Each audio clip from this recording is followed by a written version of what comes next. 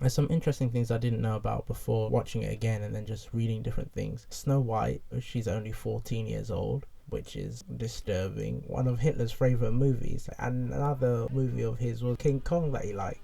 But I can understand why he would like Snow White, because it's like white supremacy kind of thing, and yeah, I can pair it together, like it sends some kind of message. It's interesting to know. There's many more things, but this isn't that kind of video.